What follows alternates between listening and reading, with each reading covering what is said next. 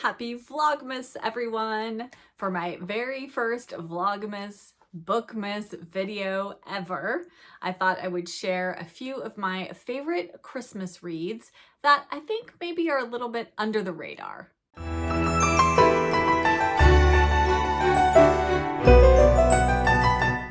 Hello book friends, I'm Jen and welcome to my reading life and welcome to my Vlogmas reading life. I am so excited to be participating in Vlogmas this year. If you are curious about my Vlogmas schedule, I will have it listed in the description box below. I will be posting full-length videos on Sunday, Tuesday, Thursday, and Friday, and I will be having short videos going up on Mondays and Wednesdays. So basically every day but Saturday, you can find content from me from December 1st through December 25th. And for my very first video, what else could we talk about but some holiday reads? And I picked books to talk about with you today that are, one, very Christmassy. I am going to do another video where I focus more on just seasonal wintry reads, but these are specifically books that I think are very Christmassy in feel, and quite a few of them are books that I don't often hear talked about, but that I think are really wonderful. And I have 8, technically 9 books to share with you today, and let us just get going. I have kind of divided these up into subgenres. So the first couple of books I'm going to talk about are children's books. And I love children's books at the holidays because sometimes we're just so busy and we only have a few minutes to sit down, but maybe you can grab a cup of tea or a hot chocolate and some holiday treat of some sort and pick up one of these books and just sit and read it in one sitting. The first book I'm going to mention has a very special place in my heart, and it is one of my very, very favorite books from childhood, and that is The Story of Holly and Ivy by Rumer Godden. And I love this book. I read it every Christmas, and it is just the story of a little girl and a doll. And it starts out, I'm just going to read you the first line or 2 or 3. It says, "This is a story about wishing. It is also about a doll and a little girl. It begins with a doll. Her name, of course, was Holly." And it's just got the most beautiful illustrations in this edition. I'm not sure who illustrated this. Oh, Adrian Adams. And it just warms my heart. It is such a lovely story about found family, basically. And it is full of Christmas joy and heartwarming goodness. So if you have not read this one, I can't recommend it enough. And if you have a little girl in your life who enjoys dolls, she would absolutely adore this book. It's fantastic. The next book I have to share is a children's book that I just read a few years ago. I had never heard of it before, and this book was originally published in 1922, but it has been reissued, republished, and that is The Boy Who Lived in Pudding Lane by Sarah Addington. And this edition is illustrated by Gertrude A. Kay. And like I said, this was originally published in 1922, so it is a vintage children's book. And it says, "This is being a true account, if only you believe it, of the life and ways of Santa, oldest son of Mr. and Mrs. Claus." And my mom gave this to me for Christmas, and the day after Christmas that year, I sat down and read this cover to cover. It's definitely longer than Holly and Ivy and might take you a couple of sittings, but I mean, the text is quite large and there are some lovely, lovely illustrations throughout. There's just one of them. And this is just a really fun imagining of Santa Claus's childhood. And yes, I definitely recommend this one. And then my next book, actually my next 2 books, they are from the same author, part of the same series, and I definitely recommend both of them, though one has a little bit more Christmassiness to it than the other, but they're both set at Christmas time, and I think they make fantastic December reads, and that is High Rising by Angela Thirkell and Christmas at High Rising by Angela Thirkell. So if you haven't, please read High Rising first, because it is the novel about the characters that we will then get to see again in the stories that are in Christmas at High Rising. So in High Rising, we follow Laura Moreland, and she is a novelist. I should put that book in front, shouldn't I? There we go. And she's a novelist, and she and her youngest son are going to their country house for the holidays. And it is all about what happens to them there. And it's sort of, you know, village life, slice of life. And it's just so seasonal and just utterly charming. I love Angela Thirkell. This made me a huge fan of hers. I adored this book when I read it. High Rising is the first in the Barsetshire series that Angela Thirkell wrote, and she did take Barsetshire from Anthony Trollope, but the books have nothing to do with Anthony Trollope's world. It's just that they're kind of set in the same area, I guess, of England. But if you've never read her, I highly recommend this. And then the short stories that accompany High Rising or follow it. It's just a bunch of stories of the characters from the village. So both delightful, wonderful Christmas time reads. And then next up, we have a nonfiction pick, and this one is a pick for all the cat lovers out there, and that is The Cat Who Came for Christmas by Cleveland Amory.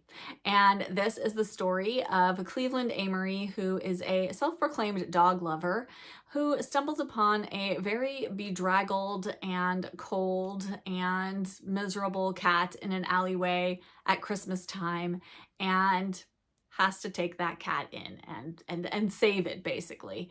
And this is the story of how the cat claims Cleveland Amory as his own and their life together. And this actually takes place over the course of one whole year, but I think because it begins at Christmas and then it ends at Christmas the following year, it's a really Christmassy read. And so it's got, you know, that sort of festive feel to it. And if you are an animal lover and a cat lover in particular, then definitely pick this one up. It is well worth a read, and it's quite slim again, and you can definitely read it in a couple of sittings.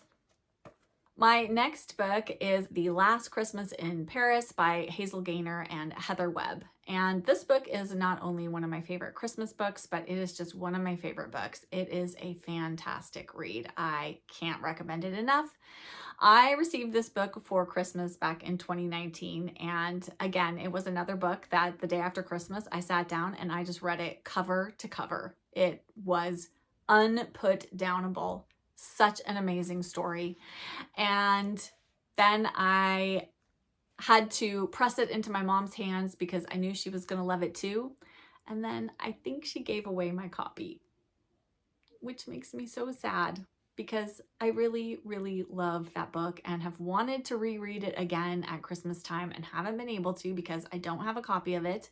But the joys of bookish friends and the generosity of bookish friends knows no end. My friend Elizabeth reached out to me the other day, and she has 2 copies of this book that she ended up with, and she is very generously sending me one of those copies, and I'm so excited.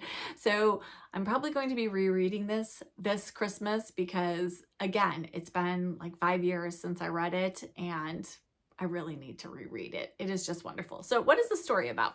This is an epistolary novel, and it takes place early in World War I, which I really like because I just haven't read as many World War I set stories as World War II. In this story, we follow Evie and her brother Will and his best friend Thomas, and Will and Thomas are obviously going off to war and Evie is being left behind. And so we see letters going between the 3 of them, and there is a bit of a romance between Evie and Tom, and they're all thinking that the war is going to be quickly over and that they are going to meet in Paris at Christmas to be together and celebrate. And I think we can know what happens there. And there's definitely some drama, some heartbreak, some moments that will have you on edge, but I promise you the ending of this book will redeem it all and will restore your faith in love and magic and Christmas, and it's just wonderful. I can't say enough good things about it. I love this book. I think you all should read it. My last 3 recommendations are all going to be Christmas mysteries, because one of the things I love to read most at the holidays are Christmas mysteries. So these are 3 favorites of mine that I think are a little bit more off the radar. Certainly Hercule Poirot's Christmas. Agatha Christie has a number of books and short stories set at the holidays. All of them are worth reading, but I think those get talked about quite a bit. So I'm going to talk about a few that maybe don't get as much love here on BookTube and other places where you hear books being talked about. The first book I'm going to mention is probably one of the first real Christmas mysteries that I read when I was in my late teens, and that is Tied Up in Tinsel by Ngaio Marsh. And this is it takes place at an English manor house. Whose house are we at? We're at Hilary Bill Tasman's, and there's a Christmas pageant going on, and I love Ngaio Marsh often has theatrical productions as part of her mysteries. It's one of the reasons I love her mysteries so much, because I love a good mystery set in the theater. But this is at a manor house where they're putting on a show, and then one of the players goes missing in the night and nobody knows what happened to them. And so of course Roderick Allen, Inspector Allen, has to come in and find out what happens. And it's been a really, really long time since I read this one. I think I reread it in my 20s, but I just have like the overall impression of really enjoying this Christmas mystery, and I know the resolution was really good.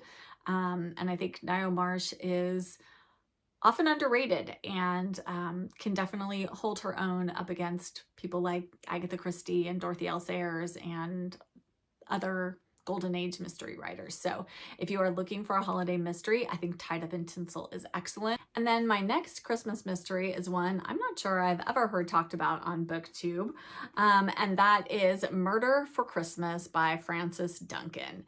This was originally published in 1949, and I think if you enjoy Hercule Poirot, you would definitely like Mordecai Tremaine, I believe Mordecai Tremaine is our detective in this book, and this is a series as well. There are other books featuring Mordecai Tremaine, but this one, again, we find ourselves at an English manor house at the holidays, and a man is found dead under the Christmas tree, and he bears a striking resemblance to Father Christmas. And Mordecai Tremaine happens to be staying at this house, and so of course he has to figure out who done it. I will say that I did figure out who done it in this one before that was revealed, but it really didn't take away from my enjoyment of the story.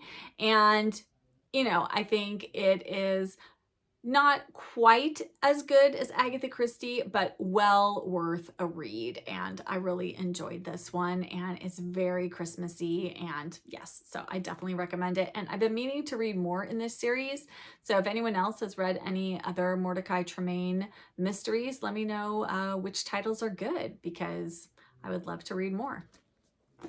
And then my last selection is a Christmas novella from one of my very favorite current mystery series, and that is Christmas at the Grange by T.E. Kinsey. This is part of the Lady Hardcastle mystery series, which I absolutely adore. And I don't have a physical copy of this book because I listened to all of those books on audio. They are fantastic. Our narrator, whose name is escaping me, I will put it here on the screen. She is spot on with her voices for Lady Hardcastle, for Flo, for all of the characters in the village, and it is just so fantastic on audio. I cannot recommend it enough. I've listened to it 2 Christmases in a row. I think I'm going to listen to it again this year.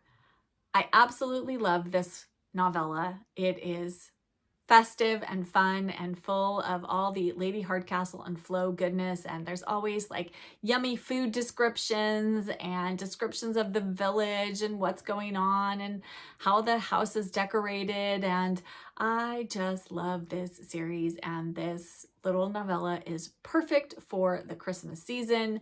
And I think you can actually probably read this one even if you haven't read all of the Lady Hardcastle mystery novels. I kind of think this one stands on its own a little bit, but I think you can dip your toes in with this one and it will definitely give you a flavor for what the series is like as a whole. And those are my 8 or 9 Christmassy book recommendations that I think are a little bit under the radar. I know some of them I haven't heard talked about at all, and a few of them maybe not that much. So I hope you found something in this list that sounds appealing to you that you might want to read this Christmas, next Christmas, one Christmas in the future. I'd love to know in the comments, have you read any of these books?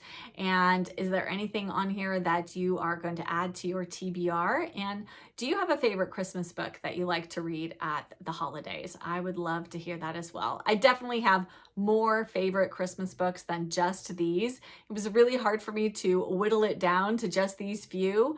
But like I said, I'm going to have another video where I'm going to share some other seasonal wintry reads, and that will have some books that definitely have Christmas flavor to them as well. As always, thank you so much for watching this. Thank you for joining me for my very first Vlogmas. I really, really appreciate it. If you could give this video a like if you enjoyed it, that would be fantastic. And also hit that subscribe button if you aren't already subscribed. I would love to have you join my bookish community. And I'll be back with another video very, very soon. Bye.